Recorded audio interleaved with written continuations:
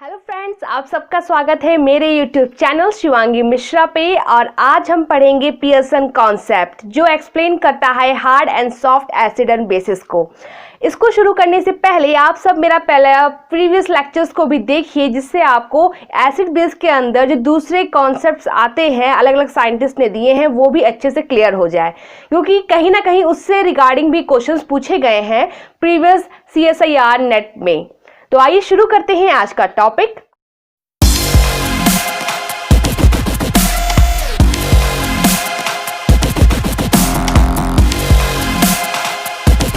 आज का हेडिंग ही मैंने डाल रखी है पियर्सन कॉन्सेप्ट। और पियर्सन एक साइंटिस्ट था जिसने hard and soft acid base को पूरा डिटेल में एक्सप्लेन किया था, इसलिए उसके नाम पर इस कॉन्सेप्ट का नाम ही पियर्सन कॉन्सेप्ट भी रखा गया है। इसको शुरू करने से पहले कुछ ऑब्जर्वेशंस की गई थी लिगेंड और आयंस के मध्य। लिगेंड्स कुछ कहा गया था कि कुछ ऐसे लिगेंड्स हैं जो अच्छा स्टेबल कॉम्प्लेक्स बनाते हैं हैवियर आयंस के साथ। अब हैवियर आयंस कौन कौन से हो सकते हैं? Ag+, Ag+2, Lead+2 etcetera. इस लाइंस के जितने भी हैं आयंस वो सब हैवियर आयन में काउंट आउट होते हैं। दूसरे भी ऐसे लिगेंड्स थे जो स्टेबल कॉम्प्लेक्स बना रहे थे लाइटर आयंस के साथ। लाइटर आयंस में काउंट हो सकते हैं आपके लिथियम+2, बेरिलियम+2, एल्युमिनियम 3+ एक्सेट्रा। इसके अलावा based on this preferential tendency के बेस पे ions as well as ligand को कैटेगरी में डिवाइड किया गया था, दो कैटेगरी में, हार्ड एंड सॉफ्ट। जब जैसे हमने हार्ड और सॉफ्ट में उसको डिवाइड कर लिया था, कैरेक्टराइज कर लिया था, तो अब हम आगे पढ़ते हैं हार्ड एसिड। हार्ड एसिड किसे कहा गया था? हार्ड एसिड को लेविस एसिड ही कहा गया था। लेविस कॉन्सेप्ट को मैंने आपको प्रीवियस लेक्चर में एक्सप्लेन कर दिया है। लेविस एसिड के अंदर क्या था? जो मोस्टली कैटाइन होते हैं वो लेविस एसिड होते हैं। इसमें कुछ वीक लेविस एसिड बनते हैं, कुछ स्ट्रॉन्ग लेविस एसिड बनते हैं। ये कैटाइन की साइज पे डिपेंड करता है, मगर इसमें मोस्टली सारे कैटाइंस को ही लेविस एसिड कहा गया है और वो लेविस एसिड ही आपके हार्ड एसिड की तरह वर्क करते हैं। इसको समझने के लिए आप मेरा प्रीवियस वीडियोस जरूर देखिए। शायद लेक्चर 1.4 में मैंने आपको इसको लेविस एसिड और बेस को पूरा अच्छे से एक्सप्लेन किया है। अब बात करते हैं हार्ड एसिड। एक पॉइंट तो ये हो गया। सेकंड पॉइंट है कि जिसके पास हाई चार्ज डेंसिटी हो। हाई चार्ज डेंसिटी को रिप्रेजेंट किया जाता है Z/R से। Z होता है मोर चार्ज, मतलब Z आपको रिप्रेजेंट करता है चार्ज से और R रिप्रेजेंट करता है साइज से। अब साइज भी कैसी? स्मॉलर साइज हो और चार्ज कैसा हो? ज़्यादा अधिक से अधिक चार्ज प्रेजेंट हो किसी भी आयन के अंदर। थर्ड पॉइंट क्या है आपका? मोर पोलराइजिंग नेचर के हो तो वो आपके हार्ड एसिड कहलाएंगे।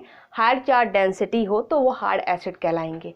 जैसे हम एग्जांपल लें H+, lithium, Na+, potassium plus etcetera, बहुत सारे एग्जांपल्स हैं इसके। अब जैसे मैं इसको एक्सप्लेन करूं, जैसे मैंने लिया है कि लिथियम प्लस चार्ज क्या है इस पे? +1 है। और साइज में जानती हूँ कि लिथियम की साइज, हम जानते हैं कि डाउन द ग्रुप हमेशा साइज इंक्रीज होती है पीरियोडिक टेबल के अंदर। तो अगर मैं इन तीन एग्जांपल्स को लूँ, लिथियम, सोडियम एंड पोटेशियम, तो साइज डाउन द ग्रुप क्या हो रही है? इंक्रीज हो रही है। साइज इंक्रीज हो रही है और चार्ज तो कांस्टेंट है, तो चार्ज पे तो कोई फर्क पड़ेगा नहीं। अगर Z के ऊपर मैंने +1 चार्ज लिख दिया है Z की जगह, तो कोई होगी लिथियम के पास भी +1 है, सोडियम और पोटेशियम दोनों के पास भी +1 चार्ज है, तो चार्ज का कोई इफेक्ट नहीं है इस पर। अब हाई चार्ज डेंसिटी हम निकालें कैसे? अब साइज को देखेंगे। हम जानते डाउन द ग्रुप क्या होता है? साइज इंक्रीज होती है, तो पोटेशियम की साइज ज़्यादा है। जो अगर हम यहाँ पोटेशियम की साइज ज़्यादा लिखते हैं तो हाई चार्ज जो चार्ज डेंसिटी है तो क्या हो जाएगा? इन्वर्सली प्रोपोर्शनल हो जाएगी। इसको अच्छे से देखिए आप, मैंने ऐसे लिखा है इसको।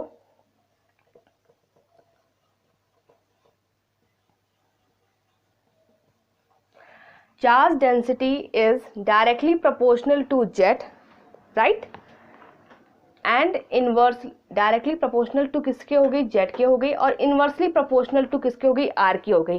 तो जब हमने डाउन द ग्रुप पोटेशियम की साइज अगर ज़्यादा है, पोटेशियम की साइज अगर हाई है, तो उसकी चार्ज डेंसिटी क्या होगी? कम होगी, क्योंकि इनवर्सली प्रोपोर्शनल है। और वहीं अगर मैं लिथियम की बात करूं तो लिथियम की size as compare to potassium क्या हो गई, छोटी हो गई, क्योंकि अपर द ग्रुप साइज क्या होती है, कम होती है, उसकी रेडियाई कम होता है। तो साइज अगर डिक्रीज हो जाएगी तो अपने आप चार्ज डेंसिटी इंक्रीज हो जाएगी। तो अगर इसमें पूछे चार्ज डेंसिटी हाई किसकी है तो आपको क्या लिखना है इसके अंदर, आप लिखेंगे कि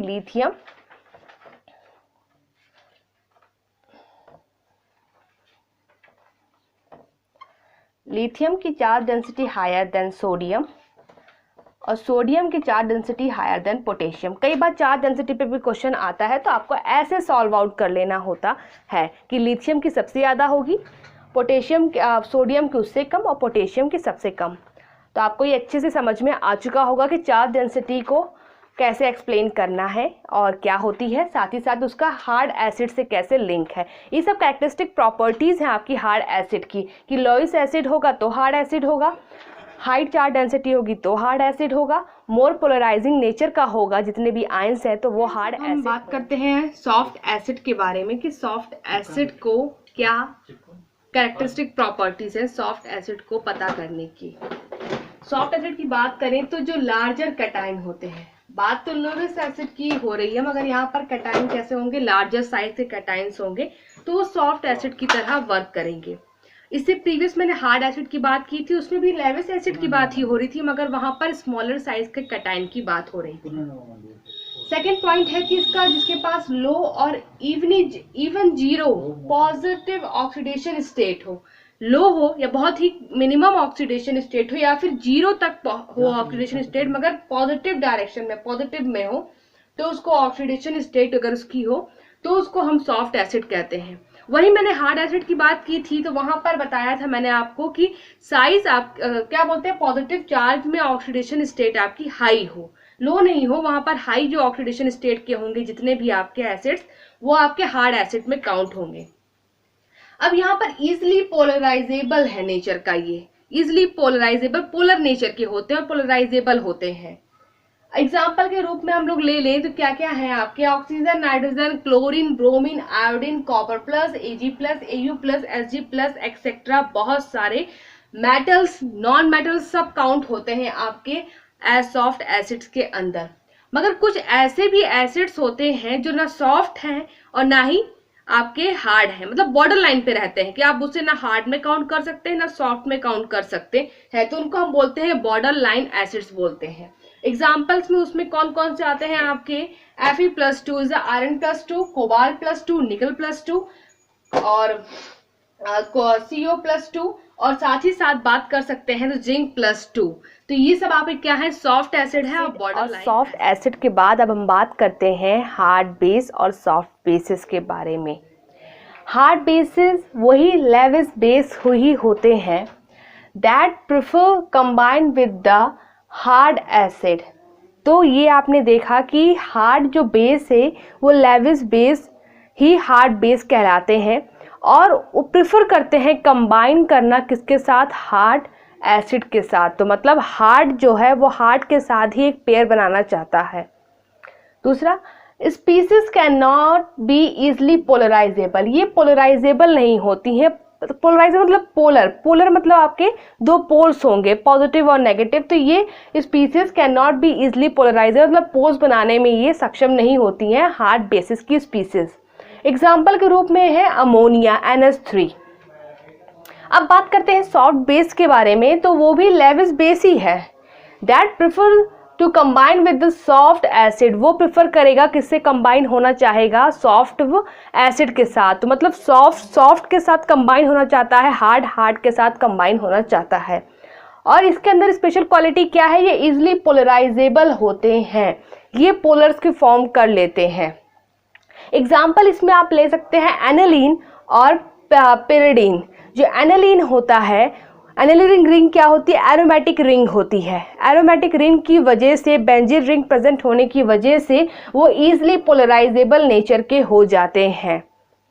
दोनों ही पिरिडीन और एनिलीन दोनों के पास ही बेंजीन रिंग है या फिर आप बोल सकते हैं एरोमेटिक रिंग है, इस वजह से वो ईजिली पोलराइजेबल नेचर के हो जाते हैं। तो ये रहा हमारा हार्ड बेस और सॉफ्ट बेस के बारे में डिटेल। अब हमने पूरा कवर कर लिया, हार्ड बेस क्या है आपने ये जान लिया, सॉफ्ट बेस क्या है, हार्ड एसिड क्या है और सॉफ्ट एसिड क्या है, इसके बारे में मैंने आपको स्पेशल और इम्पॉर्टेंट पॉइंट्स बता दिए हैं, जिससे आपको एग्जाम में अगर कभी भी डिफ्रेंशिएट करने को आए या फिर फाइंड आउट करने को आए गिवन क्वेश्चन के अंदर हार्ड एसिड या हार्ड बेस कौन है, तो आप इजीली फाइंड आउट कर सकते हैं। हार्ड और सॉफ्ट बेस के बारे में एक्सप्लेन कर दिया, उसके अंदर मैंने कुछ एग्जाम्पल लिखे हैं, इसके अलावा भी बहुत सारे एग्जाम्पल्स होते हैं। सेकेंड पॉइंट की बात करूँ कि जितना भी ऐसे हार्ड एसिड हो, बेस हो, सॉफ्ट एसिड हो, बेस हो, तो उसके अंदर जितने भी एग्जाम्पल्स लिखे हैं तो ऐसा नहीं है कि अगर वो हार्ड के अंदर लिखा गया है तो सारे जितने भी एग्जाम्पल्स हैं वो सब हार्ड नेचर इक्वली शो करेंगे, ऐसा नहीं। उसमें वेरिएशंस आते हैं, कोई ज़्यादा हार्ड है, कोई कम हार्ड है, कोई ज़्यादा सॉफ्ट है, कोई कम सॉफ्ट है, इसमें नेचर्स में भी डिफरेंसेस आते हैं। अब बात करते हैं हम लोग इंट्रैक्शंस की। इंट्रैक्शंस की बात करें तो अगर हार्ड एसिड है वो कंबाइन होता है हार्ड बेस के साथ, तो प्रीडोमिनेंटली क्या बनाता है, आयनिक फॉर्म के होंगे वो। वही सॉफ्ट एसिड हो वो कंबाइन होता है सॉफ्ट बेस के साथ, तो वो प्रीडोमिनेंटली कोवलेंट नेचर के होंगे, उनके बीच में जो नेचर फॉर्म होगा वो कोवलेंट का होगा। और हार्ड एसिड और हार्ड बेस के अंदर क्या होगा, आयनिक होगा। तो ये हार्ड एसिड और बेस, सॉफ्ट एसिड और बेस, ये क्या है आपका HSAB प्रिंसिपल के अंदर ये काउंट होता है। HSB प्रिंसिपल मेन प्रेफरेंसली कहता है कि हार्ड के साथ ज़्यादा अच्छा पेयर बनाते हैं, सॉफ्ट के साथ अच्छा पेयर बनाते हैं।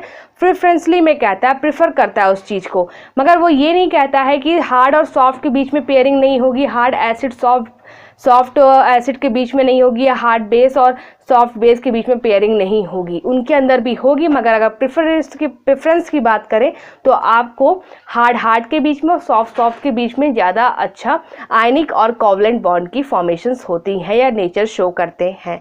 अगर आपको दोस्तों कुछ समझ में नहीं आया हो तो प्लीज़ कमेंट सेक्शन में बताइए। और आज के लिए बस इतना ही। नमस्कार।